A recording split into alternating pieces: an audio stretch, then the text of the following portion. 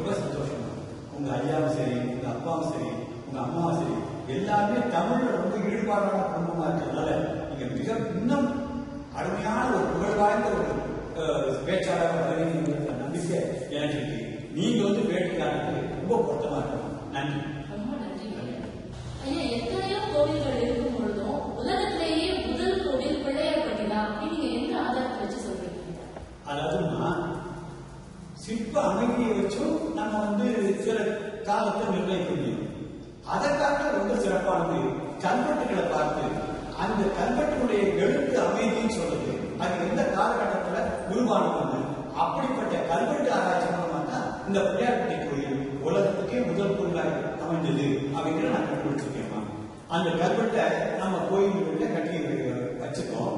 அந்த பிள்ளையார்பட்டி கோயில் மாதிரியே நான் வந்து தொல்பொருளாய்வு மாணவராக போது உள்ள ஸ்பெஷல் பர்மிஷன் வாங்கி, அதாவது இந்த இயக்குனர் பேரு நாகசாமி ஐயா பேரு, அந்த நாகசாமி ஐயாவுடைய தலைமையில அந்த கருவறைக்குள்ள சிறப்பு அனுமதி வாங்கி உள்ள போய் அளவெடுத்த போது பார்த்தா ஒரு ஆதி காலத்து கல்வெட்டு இருந்துச்சு. ஐயா என்னையா கல்வெட்டு? அவர் சொன்னாரு, இது தமிழி எழுத்து கல்வெட்டு. தமிழ் தோன்றுவதற்கு முன்னாடியே தமிழி அப்படின்னு ஒரு எழுத்து அமைதி இருந்துச்சு. அதுவே தான் தமிழ், தெலுங்கு, கன்னடம், மலையாளம், துளு எல்லாமே பிறந்தது.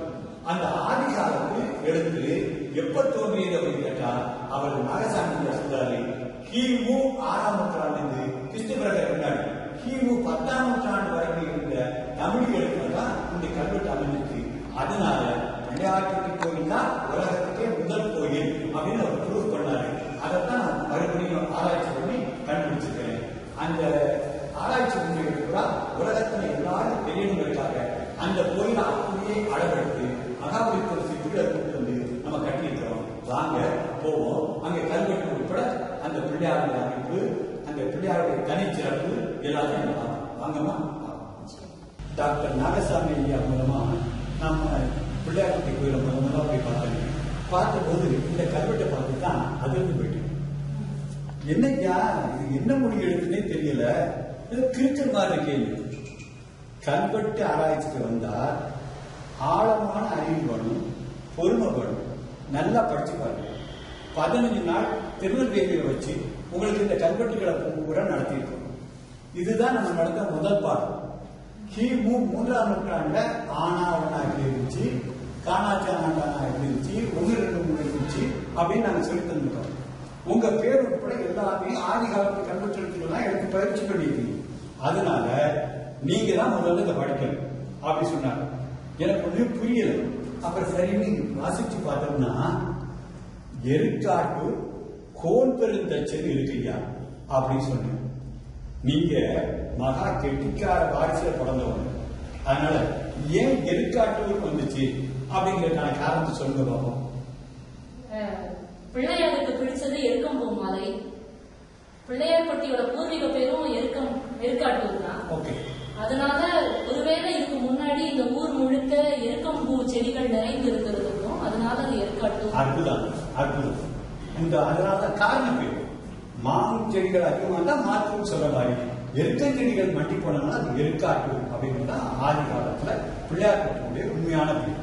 இங்க கோன் பெருந்தச்சன் அப்படிங்கிறவன் தான் இந்த கோயிலை உருவாக்கியிருக்கு. இந்த உருவாக்குனவனுக்கெல்லாம் அந்த காலத்துல இப்போ பட்டமணி கூட கையில பேப்பர்ல கொடுத்தணும், அது காணாம போச்சு அப்படி பேப்பர்ல போட்டு மறுபடியும் இன்னும் டூப்ளிகேட் வாங்கணும். அந்த டூப்ளிகேட் வேலையே அந்த காலத்துல கிடையாது. கல்வெட்டை அடிச்சு வச்சுக்கோம். பட்டமணி விழாவில் கொடுத்தது இந்த கல்வெட்டு. அதுல கோன் பெருந்தச்சன் இந்த சிற்பிக்கு பட்டம் கொடுத்துருக்காங்க. கோன் பெருந்தச்சன் அப்படிங்கிறதையும் உங்களுக்கு தமிழ்ல பகுத்தாய்வு நீங்க சொல் ஆராய்ச்சி எல்லாம் பண்ணிருக்கிறீங்க. சொல்லுங்க பாப்போம், இதுக்கு என்ன அர்த்தம் சொல்லுங்க.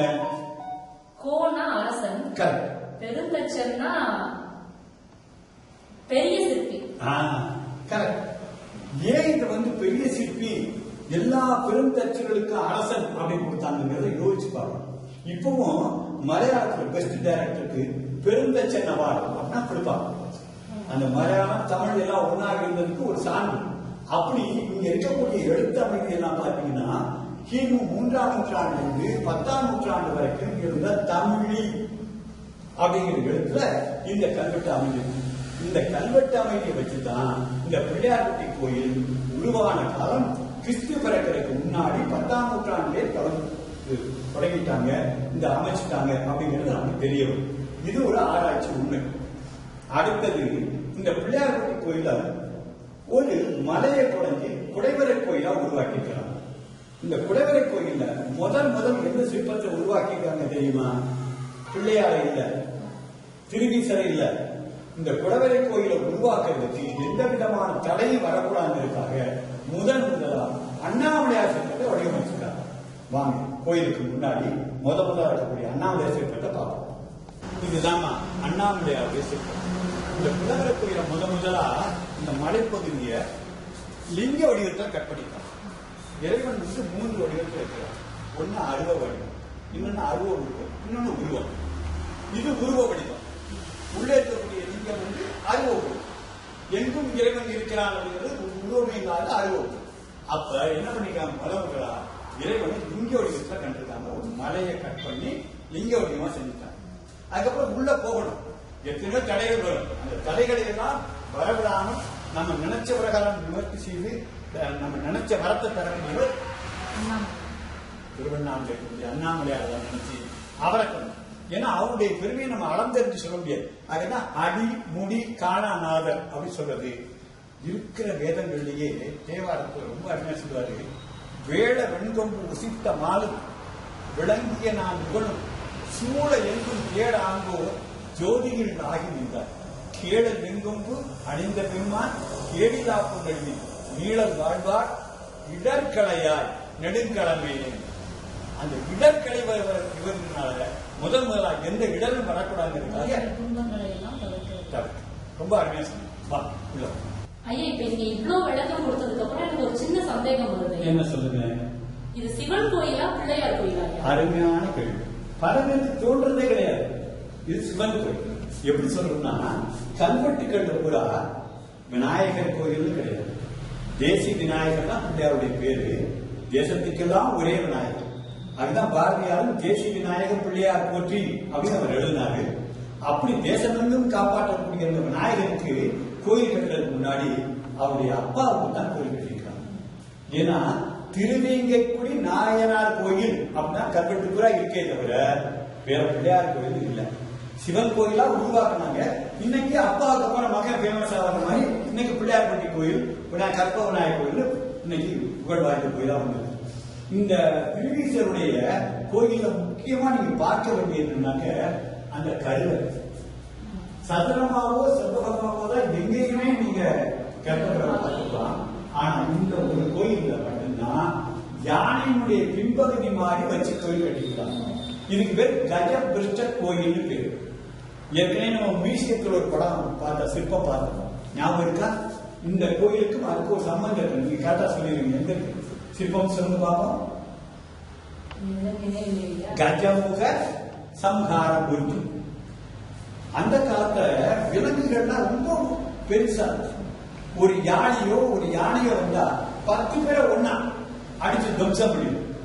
அதனால எல்லாரும் என்ன பண்ணாங்க, யானை செய்யக்கூடிய அட்டகாசம் ரொம்ப அதிகமா இருக்கும். சிவபெருமான் வேண்டிக்கிட்டோன்னு வந்தாரு, யானையை பிடிச்சாரு, 2ஆ பிடிச்சாரு, யானை தொலை போதிக்கிட்டாரு. நான் அப்புறமா மியூசியத்துல காட்ட பாருங்க. அதுதான் பிரதானமா நம்ம வச்சிருக்கோம். அந்த யானை தோல் போர்த்திய மூர்த்தி எந்த துன்பத்திலிருந்து நம்ம சிவபெருமான் காப்பாற்றுவாருங்கிறதுக்காக அந்த கஜமுக சம்ஹார மூர்த்தியுடைய தத்துவ பிரகாரம் இந்த கோயிலை யானையுடைய பின்பகுதி மாதிரி வச்சு கஜபுருஷ கோயிலா கட்டியிருக்கிறாங்க. இதுல இருக்கக்கூடிய லிங்கத்தை பார்த்தீங்களா, இதுக்கு பேரு திருவீசர்னு பேரு. திருவீசர்னு ஏன் பேரு அது ஒருத்தர் கூட கேட்கறதே இல்லமா. நீங்க யோசிச்சு பாருங்க, எதனால அந்த பேர் வந்திருக்கும் அப்படின்னு சொல்லுங்க பாப்போம். நானே உங்ககிட்ட கேக்குறேன், எனக்கும் தெரியல. மருதீஸ்வர் கேள்விப்பட்டிருக்கோம், திருவீஸ்வர் நம்ம கும்பிட்டு இருக்கோம். ஆனா அந்த பேர் எதுக்காக வந்ததுன்னு நாங்க யோசிச்சதே இல்லை. இப்படி தாம கேட்கணும். தெரியாததை தெரிஞ்சுக்கணுங்கிற ஆர்வம் மட்டும் வந்துட்டா போதுமா நம்ம வளர்ந்தோம். ஏன்னா அறிதோறும் அறியாமை கண்டற்றால் படிக்க படிக்க அறிவு கூறும். இவருக்கு பேர் திருவீசர்னு பேர். நமக்கு தமிழ்ல ஒரு சொல்லு புரியலன்னா அதை பகிர்ந்து பார்த்தோம்னா போதும், கண்டிப்பா புரியும். திரு பிளஸ் ஈசர், திருவீசர். கடவுளுக்கு ஈசன் பேர் தெரியுமா? ஏன்னா மனதை அறிந்து கொடுப்பதால் அவர் ஈசன். பாத்தீங்களா, இதுதான் புத்திசாலித்தனம். கொடு அப்படின்னு கொடுத்தா அது பேர் கொடை. கேட்காமலேயே நீங்க சொன்ன மாதிரி மனம் அறிந்து கொடுத்ததுக்கு பேர் ஈதல். அதான் ரொம்ப அற்புதமான ஒரு திருவள்ளுவர் சொன்னார். ஈதல் அது நல்லது ஊதியம். இப்படி இருக்கணும் போகணும்னா கற்பூர புத்திங்கிறது இதுதான். அந்த ஈதல் தன்மை இருக்கிறதுனால அவர்கள் ஈசனுக்கு நான் கற்பனையா கூட சொல்றது என்னுடைய மாணவர்களுக்கு, கடவுள் நினைச்சா தினசரி காலையில 5 இட்லி, மத்தியானம் ஒரு புளியோர சாதம், ராத்திரி ஒரு தயிர் சாதம், அல்லது 4 சப்பாத்தி தர முடிய வராது. ஆனால் நம்ம எல்லாரும் பிச்சைக்காரனாக நம்மளை பிச்சைக்காரனாக்கிறது நம்ம தாய்கள் செய்யாம இறைவனுக்கு விருப்பம் இல்லை. ஒவ்வொருத்தருக்கும் ஒவ்வொரு விதமான திறமையை கொண்டு அந்த திறமை மூலம் வளர்ந்து நம்ம வேண்டியதையெல்லாம் சாதிக்க சொல்றாங்க. அதனாலதான் அவர்கள் திருவருள் மூலம் ஜீவனால் திருவீசன் ரொம்ப அற்புதமான. பின்னாடி நம்ம நகரத்தார்களுக்கு 1278 பிடிபாடு பண்ண கோயிலுக்கு மருதீஸ்வரர் கோயில் வச்சாங்க. பிறவி பிணி ஆகிய இந்த பெரிய பிணியை தீர்க்கக்கூடிய மருந்து ஈஸ்வரர் அவர். அதனால மருதீஸ்வரர் பேர். இந்த திருவீசரை பார்க்கணும். இந்த திருவீசரை நோக்கி தவம் செய்கிற கோலத்துல இப்ப கற்பக விநாயகர் இருக்காங்க. நீங்க மிகப்பெரிய புத்திசாலிகள் ஒருத்தருக்கனால உங்களுக்கு ஒரு புதிர் நான் சொல்றேன். அந்த விநாயகர் சிற்பத்தை நல்லா உத்து பாருங்க. அவர் தவம் செய்ய போறாரா இல்ல செஞ்சு முடிச்சுட்டாரா அப்படிங்கிறத நீங்க கண்டுபிடிச்சு சொல்லுங்க. வாங்க கற்பக விநாயகர் சன்னதிக்கு போவோம். இது அம்மா கற்பக விநாயகர் சிற்பம். இந்த கற்பக விநாயகருக்கு 2 கைகள் தான். மற்ற இடமா 4 கை, அங்குசம், பாசம், பரதகரம், அபயகரம் இதெல்லாம் எதுவுமே கிடைக்கும். உலகத்துடைய முதல் பிள்ளையாடு ஒரு யானை தலை, ஒரு மனித உடல், அவ்வளவுதான். அதை பார்த்தீங்கன்னா ஓம் அப்படிங்கிற பிறகு எடுத்த அப்படியே ஒரு உருவகமான ஒரு உருவகமா இந்த பிள்ளையார் இருக்காரு. இந்த பிள்ளையார் தியானம் பண்றாரு கையில இருக்க லிங்கத்தின் மூலமா தெரியுது. அந்த திருவீசர் தான் எது தியானம் பண்றாரு. இப்ப நான் கேட்கிற கேள்வி, இவர் தியானம் செய்ய தொடங்க போறாரா இல்ல தியானம் செஞ்சு முடிச்சுட்டாரா அப்படிங்கிற நீங்க கண்டுபிடிச்சு சொல்லுங்க. கொஞ்சம் நல்லா ஒத்து பார்த்து சொல்லுங்க. நீங்க சொல்ற மாதிரி கையில லிங்கம் இருக்கிறதுனால தியானம் செய்யறாருன்னு தெரியுது. நான் தியானம் செஞ்சு முடிச்சுட்டாரா இல்ல கண்டுபிடிச்சிட்டேன் ஐயா. எப்படி? நம்ம தாத்தாவெல்லாம் பாட்டி கூப்பிட்டோன்னே எந்திரிச்சோன்னே எப்படி எந்திரிப்பாங்க? டக்குன்னு இடுப்புல கைய வச்சு எந்திரிப்பாங்க. நம்ம பிள்ளையாரும் இங்க இடுப்புல கைய வச்சு எந்திரிக்கிறதுனால தியானத்தை முடிச்சிருக்கோம். சமர் எப்படி தியானம் தொடங்கினார் அப்படிங்கறத நான் சொல்றேன். அந்த தியானம் மெத்தட நீங்க கத்துக்கிறீங்க. நீங்க நினைச்சது பூரா அடையாது. மனிதன் என்பவன் தெய்வமாக பார்த்தீங்களா? தெய்வமாக என்ன பண்ணணும்னா ஆத்மலிங்க தியானம் பண்ணணும். பிள்ளையார்பட்டி பிள்ளையார் உலகத்தில் சொல்லக்கூடிய ஒரே மெசேஜ் என்னன்னா தியானம் பண்ணுங்க. நீங்க நினைச்சது பூரா அடைவீங்க. உங்களுக்கு பேர் மனித மிருகம்னு பேர் வச்சிருக்கிறாங்க. மிருகத்துக்கு பிறந்ததுனால உங்களை சொல்லமா மனிதர்களை பத்தி சொல்ற. நீங்க அந்த மிருகங்கிறத கட் பண்ணிட்டு தெய்வம்ங்கிறத சாட்சி வைக்கிறாங்க ஈயப்பட்டு அது மாதிரி வச்சுக்கிறதுக்கு தியானம். தியானம் 2 இல்லை 1. நீ அதுவாக இருக்கிறாய், தெய்வம் நீ என்று உணர் அப்படி பாரதியார் சொன்னாங்க. அது மாதிரி பிள்ளையார் பேசுறாங்கன்னா நீங்க ஆத்மலிங்க தியானம் பண்ணுங்க, நீங்க தெய்வமா மாறலாம். அதைத்தான் பாரதியார் சொன்னார். தெய்வம் நீ என்று உணர் அப்படின்னா அந்த தெய்வம் நீ என்று உணர்வதற்காக அவர் என்ன பண்ணார்? பிள்ளையாரு வலது கை மேல வச்சு இடது கையை கீழே வச்சு லிங்கத்தை அந்த திருவீசரை கையில ஏற்றி தியானம் பண்ணார். தியானம் பண்ணினால் நமக்கு என்ன கிடைக்கும் அப்படிங்கறதும் இந்த சிற்பி சொன்னதுனாலதான் அவருக்கு போல் பேர் கொடுத்திருக்கிறாங்க பட்டம். தியானம் பண்ணா உங்களுக்கு இருக்கக்கூடிய நவகிரக தோஷம் பூரா நீங்கிரும் அப்படிங்கிறத 9 விளக்கு. அடுத்தது இந்த திரி எத்தனை திரி போடுறாங்க எண்ணி சொல்லுங்க. 16 திரி போடுறாங்க. 3 திரி போதும், அதாவது 3 திரி போதும். ஆனா இங்க 16 திரி வச்சாங்கன்னா 16 வகையான செல்வங்களும் தியானம் பண்றது தானா திருவடிக்கு வந்து சேரும் அப்படிங்கிறதுக்காக சொல்லியிருக்காங்க. அடுத்ததுமா இந்த தியானம் பண்றதுனால பெரிய பயன் என்ன கிடைக்குங்கிறத இந்த சரவிளக்கு மூலமா சொல்லியிருக்காங்க. இந்த சரவிளக்கு எத்தனை எதிர்பார்க்க இந்த தீபம்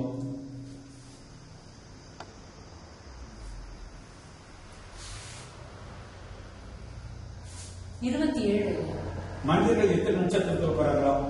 27 நட்சத்திரத்தில் பிறகுறவங்களும் நம்மளோட கோஆபரேட்டிவ் இருக்காங்க. ஒற்றுமை தான் வாழ்க்கை, ஒற்றுமை தான் உயர்வு. யார் ஒருத்தரையும் பகைவனா நம்ம நினைக்கவும் கூடாது, பகைவர்களை உருவாக்க கூடாது. அப்ப வாழ்க்கை கூட சுமூகமா இருக்கும். அந்த 27 நட்சத்திரத்துல பிறந்தவங்களும் நம்மளோட கோஆபரேட்டிவா இருக்கிறதுக்கும் நம்ம அவங்களுக்கு உதவியா இருக்கிறதுக்கும் இந்த தியானம் நமக்கு உதவும். ஏன்னா நம்ம பரிபூர்ண தெய்வ சக்தியா மாறதுனால பகைமை உணர்ச்சியே போயிடும். அடுத்து ரொம்ப முக்கியமா கீழே ஒரு சிற்பம், அது என்ன சிற்பம்னு பாருங்க, அன்னம். அந்த அன்னப்பறவை என்ன சொல்லி தெரியுமா? அது ஒரு பெரிய தத்துவ விளக்கம். நம்ம கல்யாண் பூமுன்னு சொன்னார், என்ன சொன்னாரு? தீதும் நன்றும் பெருந்தளவாக.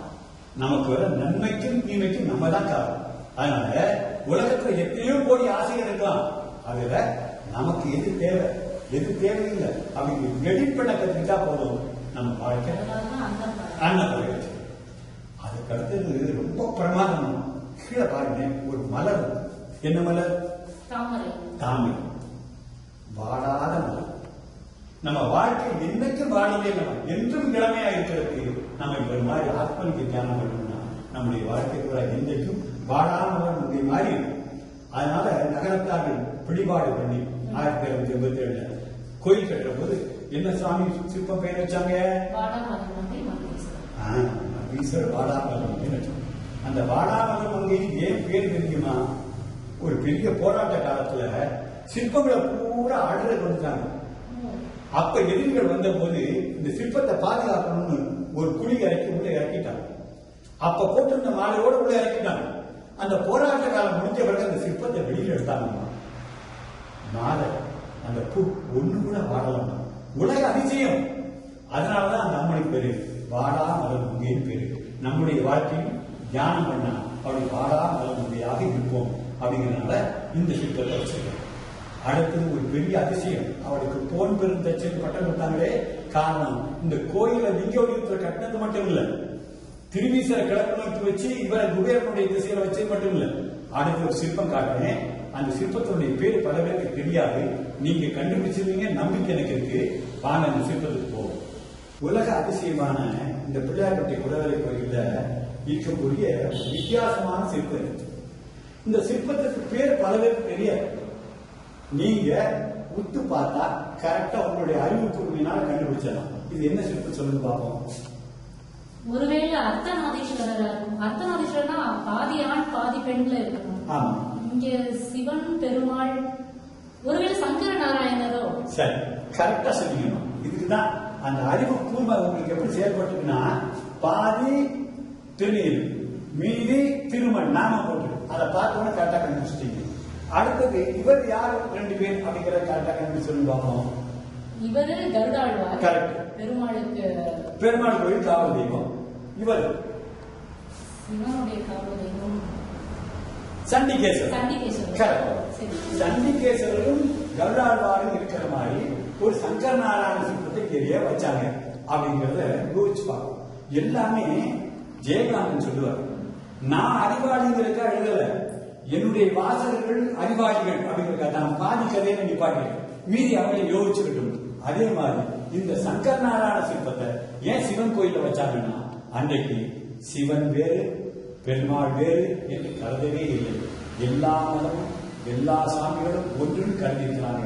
அது மட்டும் இல்லாம நீண்ட ஆயுள் நிறைந்த செல்வம் தியானத்தால கிடைக்கும் அப்படிங்கிறது உணர்த்தலைக்காக சங்கர நாராயண சிற்பத்தை வச்சிருக்கிறாங்க.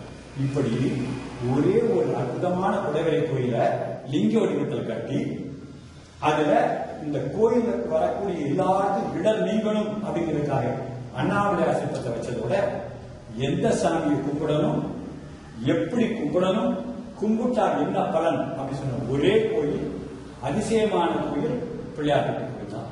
இதை நம்ம கர்ப்பகிரகத்தில் நின்றுதான் விளக்கம் சொல்ல முடியும். மூல கோயில்ல கும்பாபிஷேகத்துக்கு முதல் நாள் மட்டும்தான் நம்ம உள்ள போக அனுமதி உண்டு. ஆனால் எந்நேரம் எப்போதும் எந்த நாளும் அந்த பிள்ளையார்பட்டிய பெருமை தெரியணும் அப்படிங்கிறத அங்க அளவெடுத்து இந்த கோயில இவ்வளவு அற்புதமா கட்டிட்டோம். இதை கட்ட சொன்னது யார் தெரியுமா? கேள்விப்பட்ட ரொம்ப சந்தோஷப்படுவீங்க. யார் தெரியுமா? சூப்பர் ஸ்டார் ரஜினிகாந்துடைய குரு பாபாஜி இந்த வழியா மாநாடுக்கு பண்ண மதுரை பார்த்தா இந்த இடத்துல ஒரு டிவைன் வைப்ரேஷன் வருது தம்பி, கைலாசத்தில் கிடைக்கக்கூடிய வைப்ரேஷன் இங்க என்ன கிடைக்குது, அதனால இது அர்ஜுன் கவர்மெண்ட் இடம், இங்க நீ வீடு கட்டக்கூடாது, கோயில் கட்டு, பிள்ளையார்பட்டி கோயிலுடைய பெருமை உலகத்துக்கெல்லாம் தெரியணும். அதனால அங்க அளவெடுத்து இங்க அந்த கோயிலை கட்டு, அர்ஜுனன் தவம் பண்ண இடத்துல தியான மண்டபம் கட்டு. இந்த பிள்ளையாருடைய பெருமை தெரியறதுக்காக நீ என்ன பண்ணணும், வெளிநாட்டு பிள்ளையாரெல்லாம் வச்சு கம்பேரிட்டிவ் ஸ்டடிக்காக நீ கட்டு, ஒரு மியூசியம் வை, உலக புகழ் உனக்கு கிடைக்கும். ஒன்னால எல்லாரும் மகிழ்ச்சிகரமான வாழ்க்கை பெறுவாங்கனாலே யான் பெற்ற இன்பம் பெருகை வையகம் அப்படிங்கிற கதை அவர் சொன்ன பேர்லயே தெய்வம் ஒண்டர்லேண்ட், தெய்வம் அற்புத உலகம் அப்படின்னு வச்சிருக்கிறோம். இது எல்லாரும் வந்து பார்க்கணும், பார்த்து பரவசம் அடையணும், எல்லோருக்கும் ஆனந்த பெருவாழ்வு கிடைக்கிறது தான் என்னுடைய பிரார்த்தனை. நல்லது.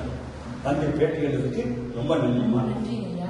கேள்வி கொக்கிகளை போட்டு பாதாள கண்ணி மாதிரி நிறைய கேள்விகள் கேட்டீங்க, அதனால நிறைய செய்திகள் சொல்ல முடிஞ்சு. எங்களுக்கே ரொம்ப சந்தோஷமா இருக்கு. ஏன்னா எங்களை மாதிரியான அடுத்த தலைமுறை பிள்ளைகள் நாங்க வந்தோமா சாமி கும்பிட்டோம் போனோம் அவசரத்துல அப்படியே வந்து கும்பிட்டு போற மாதிரி இருக்கும். நீங்க சொன்ன மாதிரி பிள்ளையார்பட்டி அந்த கோவில்ல வந்து உள்ள இருந்து நம்ம ஒவ்வொன்றுக்கும் என்ன விளக்கம்னு நம்ம போய் அதோடைய தெய்வீக ரகசியங்களை நம்ம தெரிஞ்சுக்க முடியாது. ஆனா இங்க வந்து ஒவ்வொன்றும் ஏன் அப்படி இருக்கு, எதுக்காக அப்படி வச்சிருக்காங்க, யாரு கட்டினாங்க, இந்த மாதிரி பல கேள்விகளுக்கு எங்களை போன்ற பிள்ளைகளுக்கு ரொம்ப அருமையா பதில் சொன்னீங்க ஐயா. ரொம்ப நன்றி. நன்றி. நல்லா